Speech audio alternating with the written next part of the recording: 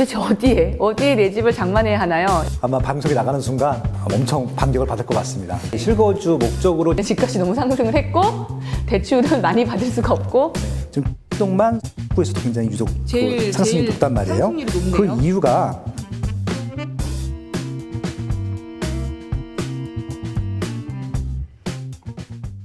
안녕하세요. 직접 물어보면 터놓고 답해주는 부동산 인터뷰 직터뷰의 월천대사 이주연입니다. 오늘은요 질문이 간단합니다. 실망하신 건 아니죠? 결국 우리 모두가 궁금한 그 얘기.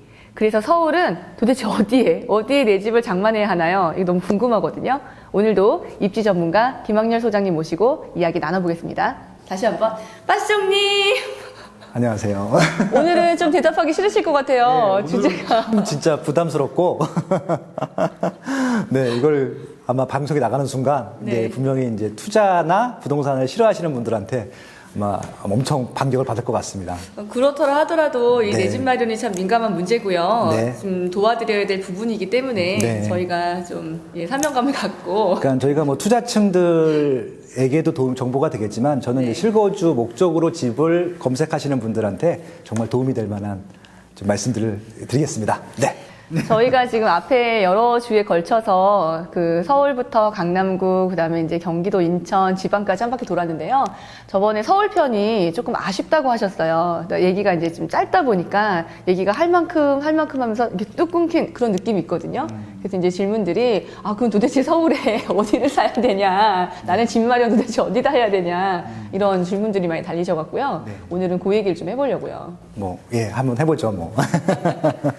지금 보면은 서울시가 지금 도심재생을 많이 하고 있잖아요. 그렇죠. 그래서 이제 도심재생을 하면 새로운 집이 이제 공급된다는 얘기고, 네. 그럼 이제 새 아파트들이 많이 공급이 되고 있는데 그게 사실 충분치는 않고, 네. 근데 또 경기도로 벗어날 수 없는 분들이 계세요. 이제 고민의 가장 큰 문제는 집값이 너무 상승을 했고 대출은 많이 받을 수가 없고, 네. 이제 이런 중에 어디서 집을 사야 될지. 이제 네, 이거를 고민 많으시대요. 평균적으로 말씀드릴 수는 없을 것 같아요. 왜냐하면 네. 사람들마다 일단은 자산 수준이 가장 큰 차이가 있다는 것들이 가장 큰 문제인 것 같고요. 뭐 부자들이야 뭐 어디를 추천드려도 다 살 수 있는 분들이잖아요. 근데 그런 분들은 저희가 도와드려야 될 대상들이 아닌 것 같고요. 그러니까 이게 스펙트럼이 워낙 넓기 때문에 네. 제가 뭐 추천을 해드린다고 해서 싫어하실 분도 있고 뭐 그냥 또 식업 별로 중요하지 않게 생각하실 분들도 있을 것 같고요. 좀 그러네요. 그러면 저희가요, 그 집을 마련하는 데 있어서 어떤 기준을 갖고 이제 주택을 좀 보러 가야 되는지, 집 사기 전에 고려해야 될 사항들에 대해서 한번 좀 짚어보면 어떨까요? 늘 입지 분석을 하기 전에 말씀을 드리지만 일자리 위치가 제일 중요할 것 같고요. 그리고 그 다음에 기반시설, 교통, 교육, 상권 환경이 내가 필요한 만큼 충족이 된 위치인지를 확인해 보셔야 될 것 같아요. 그러면 지금 연령별로 한번 좀 세분화해서 들어가 보면 어떨까 해요. 신혼부부들은 그 서울시에서 살고자 하는 주거지를 찾을 때 어떤 입지를 보면 좀 좋을까요? 신혼부부들은 확률적으로, 통계적으로 맞벌이 부부가 많습니다. 그러니까 그렇죠. 남편이든 부인이든 출퇴근하시는 분들이 많기 때문에 출퇴근이 편리한 입지가 가장 좋을 것 같아요. 그러니까 교통이 좋아야겠죠. 그래서 교통 중에서도 버스가 있고 전철이 있을 텐데 역세권 주변을 먼저 보시라고 말씀을 드려요. 왜냐하면 서울은 워낙 막히기 때문에 막히지 진짜 않고 많이 출퇴근할 수 있는 위치는 역세권입니다. 그래서 역세권을 먼저 추천을 드립니다. 저도 그래서 요즘에 그 예전보다 차를 놓고 다니는 빈도수가 많이 늘어났어요. 근데 이제 그 이유가 제가 2호선 정말 초역세권 일사에 갔거든요. 그렇죠. 예전에는 5호선하고 8호선이 가까운 곳에 살았었는데 그때는 차를 좀 많이 갖고 다녔어요. 저도 이제 교통 그 환경의 주범이었는데 지금은 2호선 근처로 이사를 가니까요. 시내 갈 때도 가깝고 강남은 18분 만에 가고요. 너무 좋은 거예요. 네네. 차를 그냥 절로 놓고 다니게 돼요. 그게 바로 역세권 프리미엄이에요.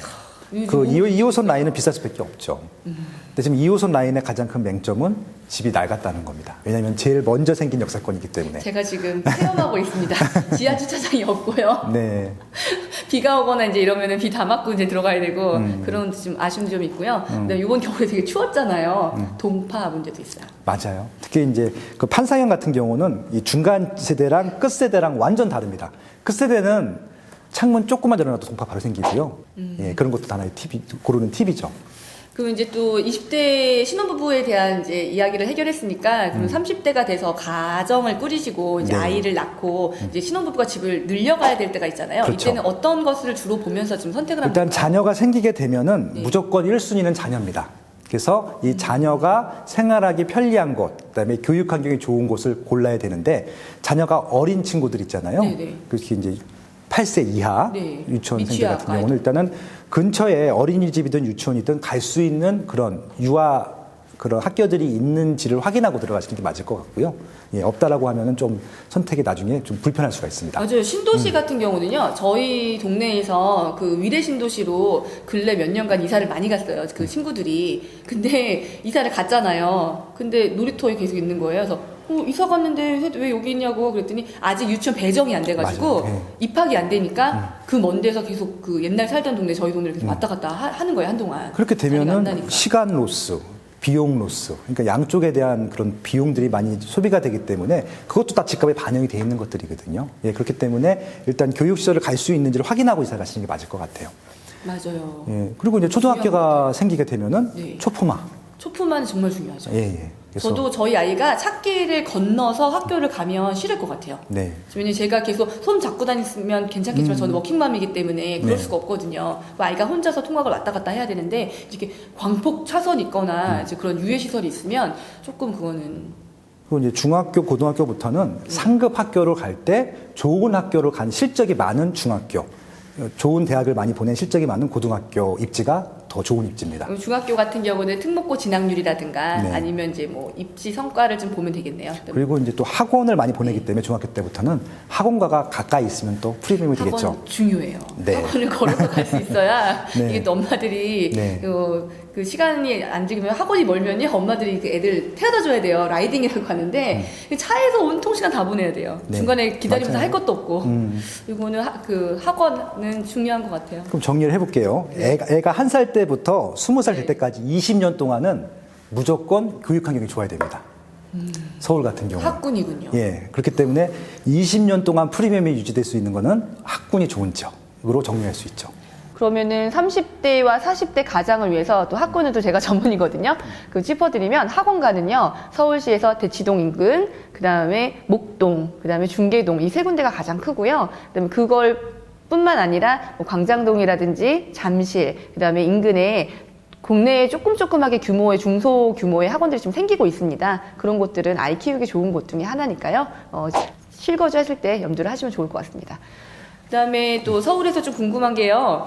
그 아파트만 많았었던 지역들 말고 네네. 지금 서울이 그 재개발을 많이 하고 있어요. 그래서 다시 아파트촌으로 탈바꿈하고 있는 이제 이런 지역들이 있거든요.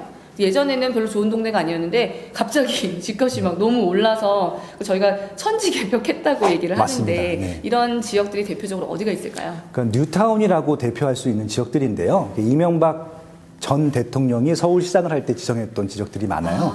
지금 1기, 2기, 1차, 2차, 3차 뉴타운들이 있는데 그런 지역들은 눈여겨보셔도 좋을 것 같아요. 일단 대표적인 데가 시범 뉴타운이었던 은평 뉴타운, 그다음에 기름 네. 뉴타운, 왕신 뉴타운이 이미 지금 활성화가 돼 있기 때문에 한 10년 됐죠? 그렇죠. 그치? 그런 지역들은 지금도 좋은 입지라고 보셔도 좋을 것 같고요. 그리고 이제 2차, 3차 뉴타운이 있습니다. 뭐 대표적인 게 마포구의 시세 상승을 이끌었던 아현 뉴타운 지역들. 너무 좋죠. 마레프라고 하는 마포 레미안 푸르지오. 그다음에 또 그 길 건너편에 북아현 뉴타운. 이편에서 한 신촌 이런 것들도 거의 좀 같은 급이거든요. 그다음에 경희공장이 들어보셨잖아요. 돈이문 뉴타운. 예, 저희 그렇죠. 알고 있죠. 네, 그리고 이제 흑성 뉴타운에 있는 흑성 뉴타운. 예, 지금 아크로 리버 하임이라 그래서 그 원래 낙후된 지역들에는 아파트가 들어간다 하더라도 나홀로 아파트일 때는 시세가 비싸지 않거든요. 근데 그 새 아파트 옆에 새 아파트가 들어서고 또 새 아파트가 들어서고 한 세 단지가 연소로 들어서게 되면은 지역에 완전히 달라지는 것들이거든요. 지역 프리미엄이 올라가기 때문에 가치가 확 올라갑니다. 지금 신길 뉴타운 같은 경우도 네. 원래 굉장히 낙후되고 싼 지역들이었었는데 이게 새 아파트가 들어오고 나니까 지역이 바뀐 거예요. 그 전에는 좀 이제 조금 이제 중국 분들도 많이 사셨고 그러니까 조금 못 사시는 분들이 사셨는데 비싼 아파트가 들어오다 보니까 밀려난 거잖아요. 지금 사시는 분들은 어느 정도 좀 어느 정도 수준이 있으신 분들끼리 모여 살기 시작하니까 지역 프리미엄이 같이 올라가는 것들이죠. 그래서 이제 거의 뉴타운이 분양이 끝나서 이제 한 개 정도만 분양이 네네. 남아 아마 다 입주를 끝나게 되면은 신길 뉴타운 같은 경우는 아마 새로운 또 명품 도시가 될 것 같습니다. 거기 계신 분들은 어떤 분들이냐면요. 예전에는 그 주변에 있는 이제 조금 이제 좀 그 상업시설이라든지 낙후된 뭐 공장 이런 데 다니시던 분들이 거기 사셨었는데 지금은 여의도, 강남으로 출퇴근하시는 분들이 사세요. 그러니까 입주민의 신분계층이 바뀐 거예요. 그렇기 때문에 가치가 올라가는 거죠. 저희가 전철도 지나가고 또 육구에, 신규 그렇죠. 전철도 지금 예정 2호선, 7호선 지나가고요. 신안산선이 아마 내년부터 착공을 해서 도림사거리 쪽에 오픈된다고 그 모델하우스 갔더니 거기서 네. 안내를 해주시더라고요. 그리고 또 이제 경전철이긴 하지만 신림선, 서부선도 예정이 돼 있기 때문에 거기도 지하철이 한 5개 정도가 생기는 지역이라고 보시면 될 것 같아요.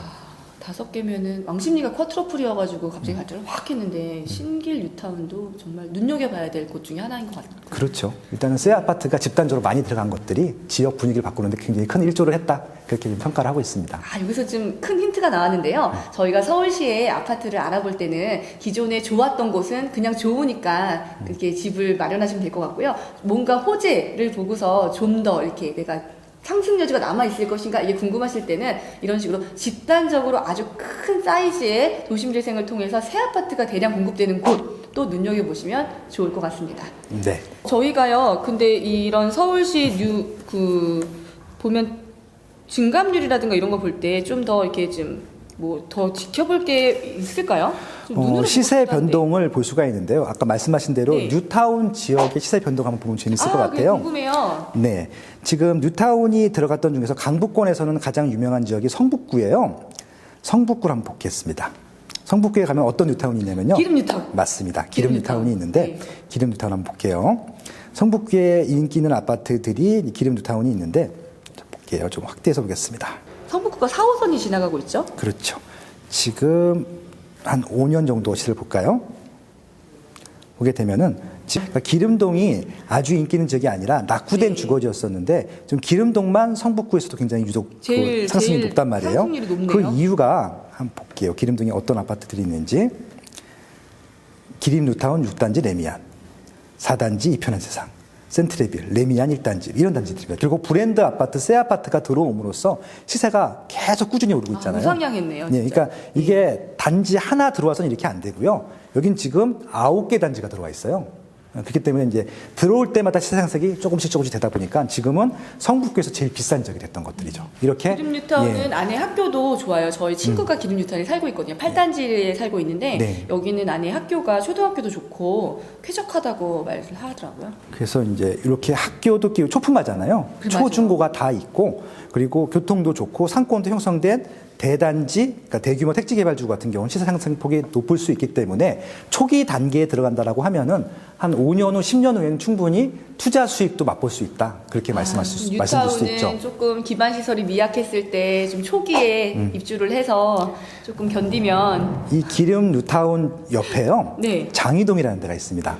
보면은 시세가 높지 않죠. 상승폭이. 예, 장이동은 재개발로 좀 얘기 들어본 것 같아요. 그래서 장이 뉴타운이라고 해서 네. 기름 뉴타운의 한 3배 정도 규모가 되는 뉴타운이 지금 굉장히 개발되고 큰 있거든요. 규모네요. 그래서 향후에 성북구에서 한 지역을 관심 있게 봐라라고 했을 때는 장이동입니다. 왜냐하면 여기는 지금 신규 아파트가 딱 하나 있고요. 네. 지금 작년에 2개 분양을 했고 올해 3개가 더 분양을 합니다. 그렇게 6개 단지가 생기게 되면 여기는 아마 기름 뉴타운급 혹은 그 이상으로 상승을 할 수 있는 가능성이 높은 지역이죠. 그렇게 볼 수도 있습니다. 저희가 그러면 서울시를 전역으로 봤을 때 뉴타운이 대규모로 생길 지역들을 좀 눈여겨보는 것도 중요하겠네요. 그렇죠. 이 뉴타운에 대한 기사는 매일 나옵니다. 좋습니다. 서울에 이렇게 저희가 면밀하게 살펴보면요. 아직은 저평가되어 있지만 좀 더 기반 시설이 완충되고 좀 좋아질 지역들이 많기 때문에 저희가 좀 더 눈여겨볼 필요가 있겠네요. 오늘도 좋은 말씀 감사합니다. 네, 고맙습니다.